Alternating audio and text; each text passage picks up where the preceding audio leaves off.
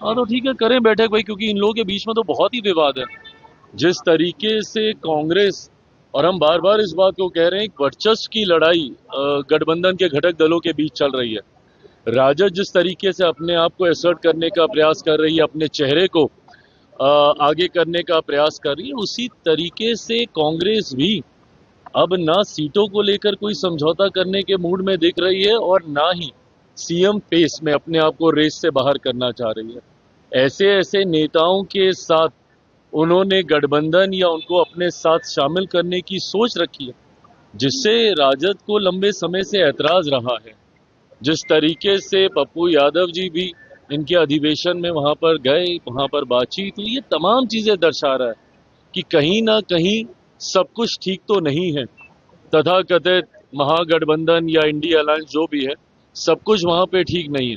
तो ऐसे में कल अगर इनकी बैठक होगी, मुझे लगता है आपस के विवाद को ही ये लोग सुलझा लें, वही बहुत बड़ी बात होगी। But having said it all, मैं इस बात को कहता हूं कि कितनी भी मेहनत कर लें, कितना भी प्रयास कर लें, जिस तरीके से एनडीए अलायंस आज की तारीख में मजबूती से आगे बढ़ रहा है, जिस तरीके से एकजुटता हम लोगों के गठबंधन के पांचों दलों के बीच में है, और ये अपने में एक स्ट्रॉन्ग विनिंग अलायंस है। जिस तरीके से हमारे देश के प्रधानमंत्री बार बार बिहार आने का वो काम कर रहे हैं, लोकसभा के दौरान किए गए अपने वादों को पूरा करने का काम कर रहे हैं। आदरणीय गृह मंत्री जी जब आते हैं, उस वक्त हम लोग एनडीए के पांचों दल एक साथ बैठते हैं। तो जहां एक तरफ हमारी ताकत एक बड़ी जीत की ओर हम लोगों को अग्रसर कर रही है, तो वहीं दूसरी तरफ बिखरा हुआ विपक्ष स्वयं अपने आप को तबाह करेगा, ये आने वाले परिणामों में देखने को मिलेगा।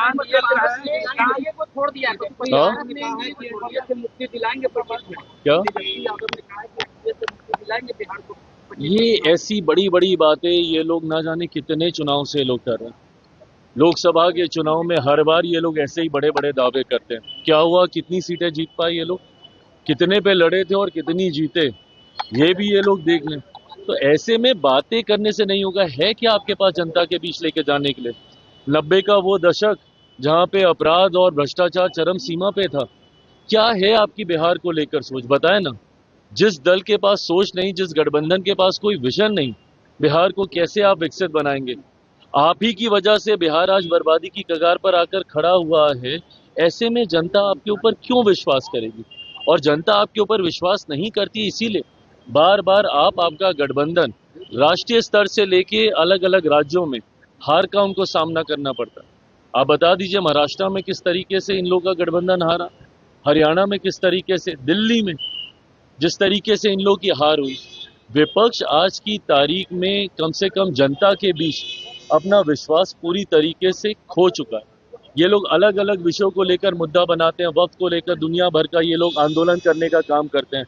जब ये विषय आता है, क्यों नहीं इनके कोई बड़ा नेता जाके सदन में बोलता है? जब ये वक्त की जब बात चल रही थी, राहुल गांधी जी, प्रियंका गांधी जी, इन लोगों ने तो बोलना तक जरूरी नहीं समझा।